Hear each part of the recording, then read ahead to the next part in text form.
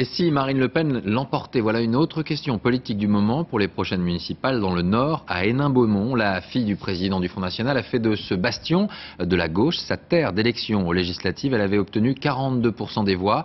Pour contrer cette offensive, le PS a mandaté Marie-Noëlle Lienemann, figure de la gauche du parti. Les deux femmes ne partagent qu'une seule chose, elles sont toutes deux numéro 2 de leur liste. Reportage Thierry Curté et Sylvain Gauthier. Il y a deux façons de voir la petite ville du bassin minier. Hénin-Beaumont plongé dans le marasme d'une crise qui n'en finit pas, ou Hénin-Beaumont qui commence tout juste à se régénérer. Mais pour ces élections municipales, il n'y a qu'un terrain d'affrontement, les quartiers populaires d'une ville qui compte 15% de chômeurs environ. Marine Le Pen réalise ici 45% au dernier scrutin législatif, en partie grâce à son suppléant, Steve Briouat, solidement implanté depuis 15 ans.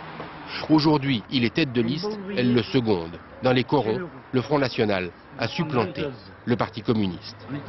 Il y a deux gauches aujourd'hui. Il y a d'un côté la gauche du travail et de l'autre la gauche bobo. Et cette gauche bobo qui est représentée par l'ensemble des socialistes, et y compris de l'extrême gauche d'ailleurs, parce que le premier des bobos c'est quand même Besancenot. Eh bien ces gens-là ont trahi totalement la gauche du travail.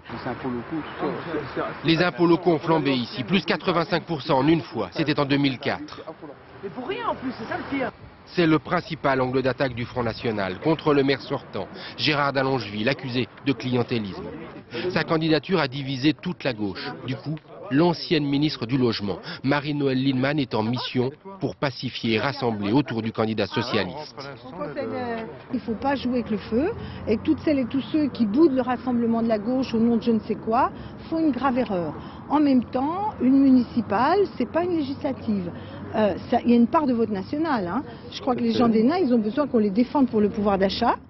L'inquiétude ne vient pas de l'UMP. Elle n'a fait que 10% aux dernières élections.